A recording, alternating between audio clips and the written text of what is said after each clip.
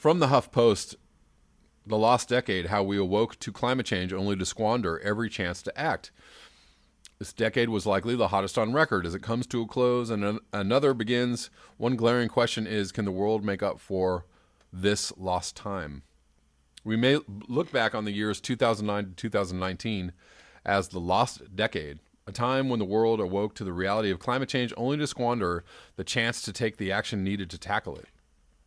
Now, many scientists fear the targets required to avoid catastrophe are slipping out of reach.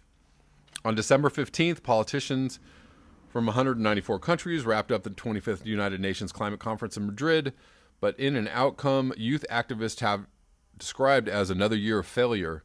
The only thing nations seemed to agree on was that there's an urgent need to act, which we keep on hearing over and over again. Oh my God.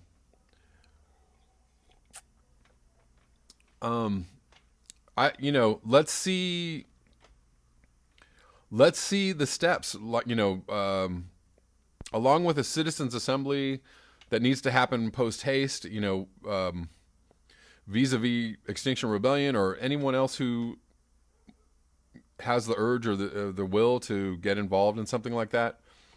We need actual policy procedures in place. Like, this is actually what we need to do in order to do this. Instead of having scientists going, well, it's an emergency. Come on, guys. Let's act. Everybody really needs to jump in. Okay, what are we jumping into? Start spelling it out. The problem is you can't spell that out, because spelling it out means crash the economies immediately, nationalize most consumer industries, put them out of business, nationalize the fossil fuel industry, put it out of business, nationalize all power plants and the energy grid, and give people, just what they need. I mean, you actually really need to turn the entire global economy into something else but a consumer economy, consumer, not just consuming needs, things that people need like food and clothing and shelter, but consumption for entertainment or, whatever it is you want to do, plane trips, toys from China, whatever, electronic gadgets. We need to transform our entire global economy away from one of just frivolous consumption to one of, just necessity, needs-based consumption. And that needs to be spelled out, and people aren't willing to spell that out because it goes against the entire point of the global economy.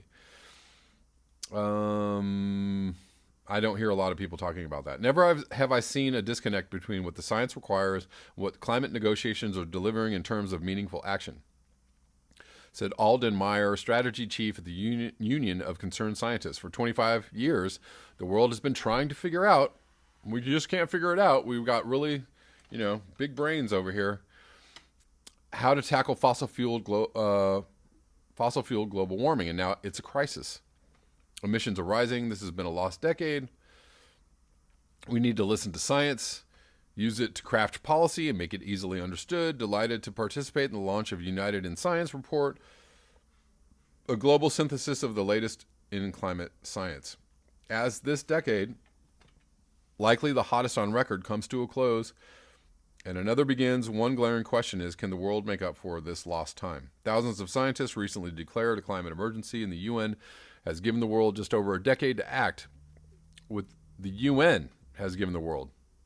Not Extinction Rebellion, not Greta Thunberg, not, kooky lefty, not AOC, not Bernie Sanders, the UN. With the clock ticking, ticking closer to midnight, it's worth reflecting on how we got here and what we might learn from the past 10 years. From Copenhagen to Paris, hopes were sky high in advance of the 2009 annual climate conference in Copenhagen. It was supposed to be the moment the international community started taking climate change seriously and pledging real action. That December, a record 110 heads of state, along with thousands of activists, scientists, business leaders, celebrities, and indigenous people, flew to Denmark's snowy capital, expecting to see the UN broker an historic climate deal to stabilize fast-rising emissions. The science was robust. The public wanted it, and governments had, at least publicly, agreed that strong action should be taken. But huge expectations quickly turned to collective failure. After 2 weeks of discussions, schisms widened between rich and poor countries, and the talks broke up in scenes of chaos and recrimination.